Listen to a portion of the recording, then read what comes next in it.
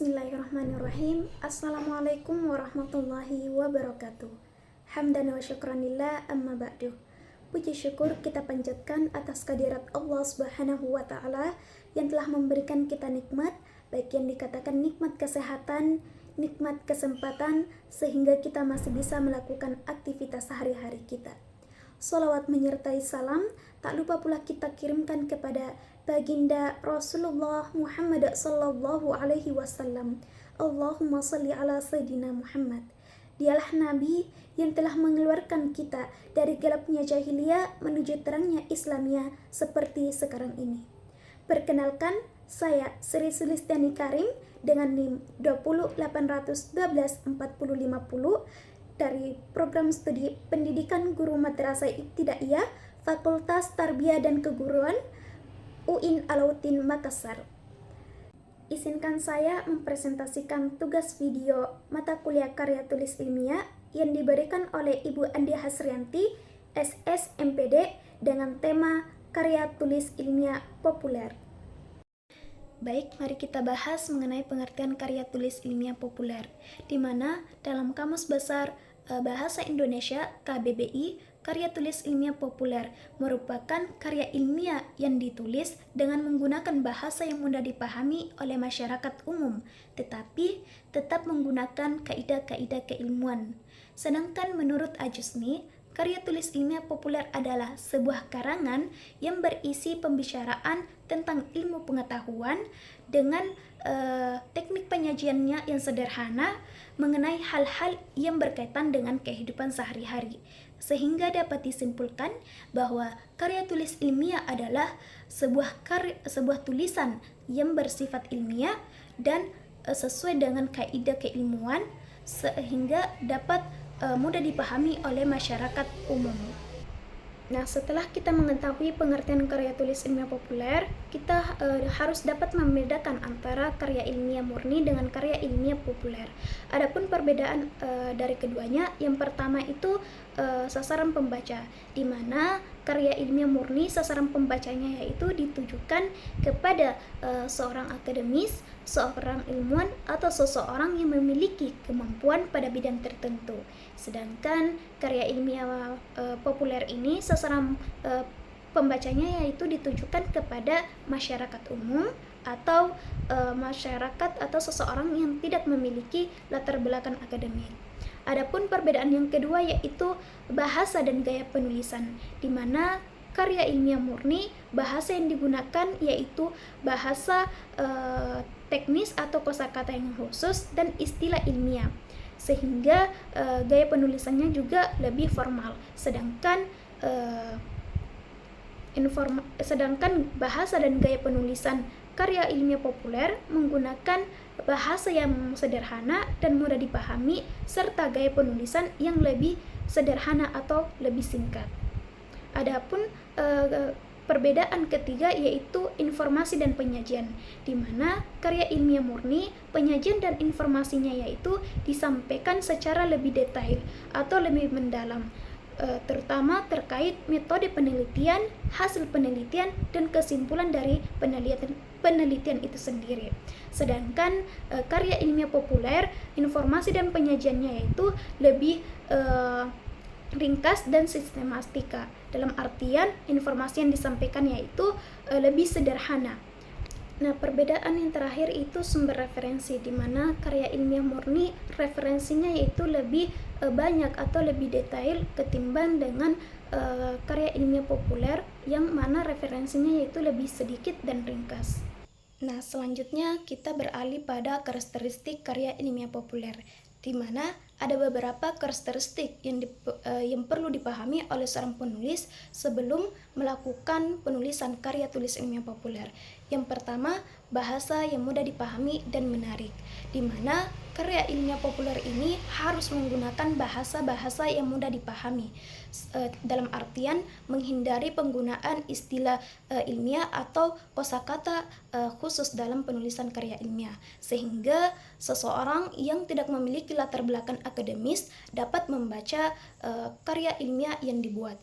Yang kedua yaitu penyampaian informasi yang menarik, di mana informasi-informasi yang disajikan dalam karya ilmiah populer ini harus menarik sehingga dapat membuat para pembaca tertarik untuk membaca secara lebih mendalam mengenai tulisan yang telah kita buat. Yang ketiga yaitu ringkas dan penyederhana, di mana karya ilmiah populer ini isinya itu harus ringkas dan sederhana sehingga para pembaca dapat mengetahui pesan-pesan yang ingin disampaikan, tetapi tidak menghilangkan makna atau isi dari pesan tersebut. Yang keempat yaitu fokus pada pesan utama, di mana karya ilmiah populer ini menitik beratkan atau berfokus pada penyampaian informasi yang ingin disampaikan, sehingga para pembaca ini dapat menangkap hal utama yang ingin disampaikan oleh seorang penulis itu sendiri.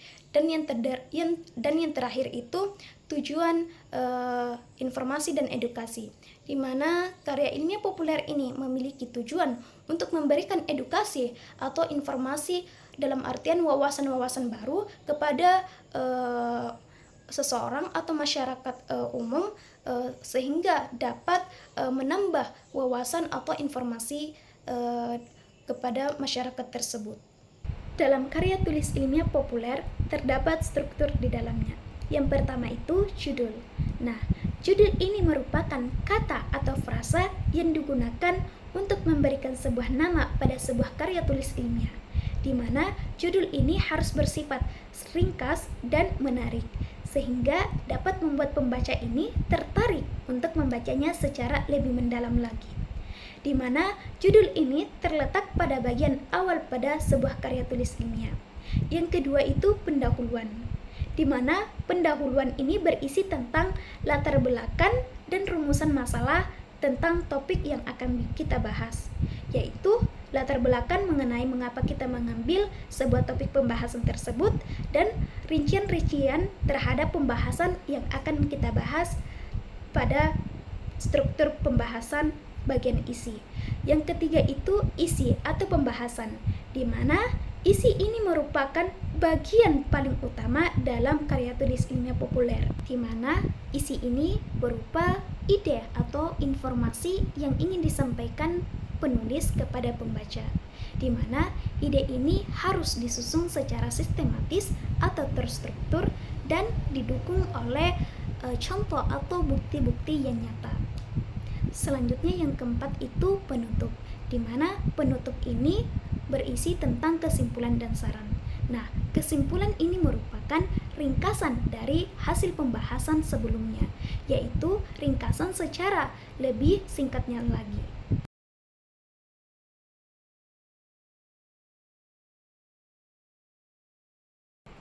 Ya, selanjutnya langkah-langkah penulisan karya tulis ilmiah populer. Yang pertama, memilih topik yang relevan dan menarik. Nah, memilih topik yang relevan dan menarik merupakan langkah krusial dalam penulisan karya tulis ilmiah, di mana pemilihan topik yang menarik ini dapat memengaruhi minat baca seseorang untuk membaca hasil tulisan yang kita buat. Oleh karena itu, seorang penulis harus memilih topik yang sesuai dengan minat atau kemampuan seorang penulis tersebut untuk mempermudah ketika melakukan penelitian selanjutnya.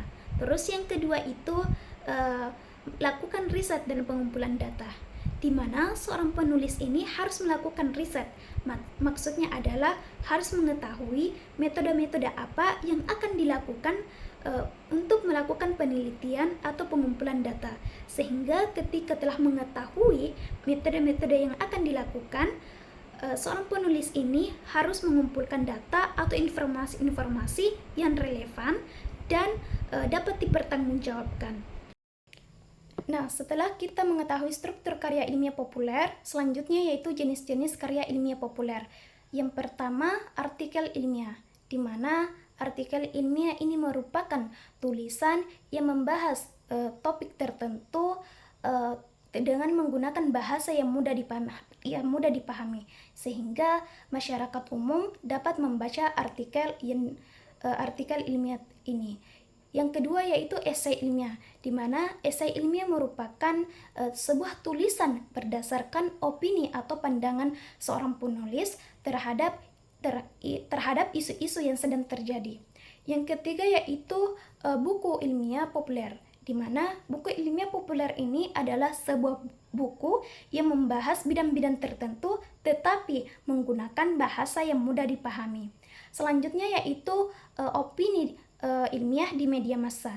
Nah, opini ilmiah di media massa ini merupakan sebuah artikel yang ditulis berdasarkan pendapat ilmuwan terhadap isu-isu yang sedang terjadi pada masyarakat sendiri. Dan yang terakhir itu blog ilmiah. Nah, blog ilmiah ini merupakan sebuah tulisan yang ditulis secara ilmiah yang mana tulisan ini akan dipublikasikannya secara daring atau online dengan bentuk blog atau dalam bentuk web. Ya, selanjutnya langkah-langkah penulisan karya tulis ilmiah populer. Yang pertama, memilih topik yang relevan dan menarik. Nah, memilih topik yang relevan dan menarik merupakan langkah krusial dalam penulisan karya tulis ilmiah, di mana pemilihan topik yang menarik ini dapat memengaruhi minat baca seseorang untuk membaca hasil tulisan yang kita buat. Oleh karena itu, seorang penulis harus memilih topik yang sesuai dengan minat atau kemampuan seorang penulis tersebut untuk mempermudah ketika melakukan penelitian selanjutnya. Terus yang kedua itu lakukan riset dan pengumpulan data, di mana seorang penulis ini harus melakukan riset. Maksudnya adalah harus mengetahui metode-metode apa yang akan dilakukan untuk melakukan penelitian atau pengumpulan data, sehingga ketika telah mengetahui metode-metode yang akan dilakukan, seorang penulis ini harus mengumpulkan data atau informasi-informasi yang relevan dan dapat dipertanggungjawabkan. Ketika menggunakan pengumpulan data dengan selanjutnya menyatakan contoh dan ilustrasi, di mana menyatakan contoh dan ilustrasi ini memiliki tujuan untuk memberikan kejelasan terhadap suatu konsep. Maksudnya adalah ketika seorang pembaca ini menemukan sebuah informasi atau materi yang rumit, tetapi ketika seorang penulis ini memberikan visual atau gambaran, maka dapat membuat materi yang rumit tersebut mudah dipahami oleh pembaca, yaitu dengan memberikan visual atau gambaran.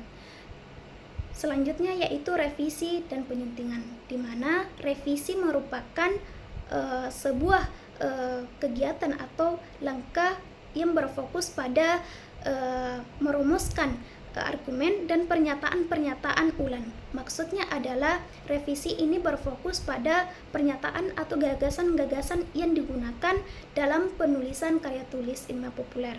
Apakah gagasan yang digunakan dalam penulisan karya tulis ilmiah populer ini sudah sesuai dengan topik yang dibahas atau malah melenceng pada pembahasan atau topik yang diminta.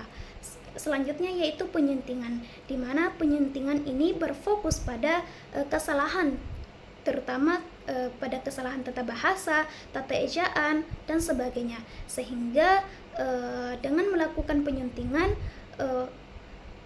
maka dapat menghindari penggunaan-penggunaan kata tipe atau penggunaan tata bahasa yang kurang tepat. Selanjutnya, menyatakan contoh dan ilustrasi, di mana menyatakan contoh dan ilustrasi ini memiliki tujuan untuk memberikan kejelasan terhadap suatu konsep.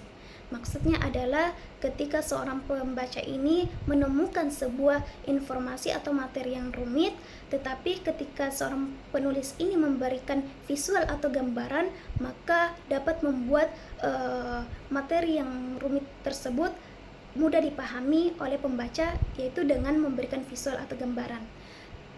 Selanjutnya yaitu revisi dan penyuntingan, di mana revisi merupakan sebuah kegiatan atau langkah yang berfokus pada merumuskan argumen dan pernyataan-pernyataan ulang.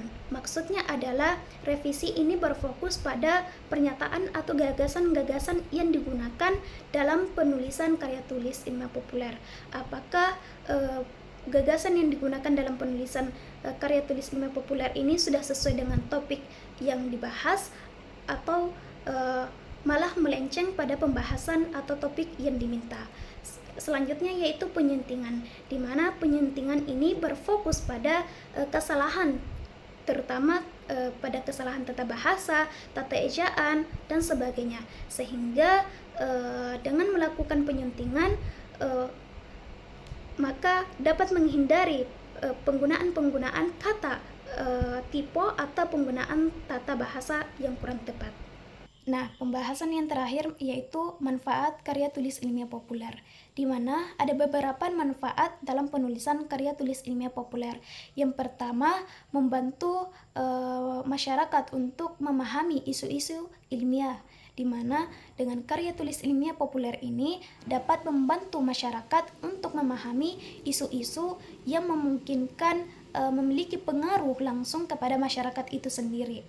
Sehingga dengan karya tulis ilmiah populer ini dapat memberikan pengetahuan kepada masyarakat mengenai isu-isu dalam karya ilmiah populer. Yang kedua yaitu menjadi sarana yang efektif. Nah, dengan karya tulis ilmiah populer ini dapat menjadi sarana kepada masyarakat umum untuk meningkatkan literasi ilmu pengetahuannya secara lebih mendalam. Dan yang ketiga yaitu mendorong masyarakat untuk melakukan atau berpikir kritis, di mana dengan karya tulis ilmiah populer ini dapat meningkatkan pemikiran secara lebih kritis atau dapat menganalisis informasi-informasi yang ada. Yang keempat yaitu memberikan peluang bagi seorang penulis untuk membagikan pengetahuannya.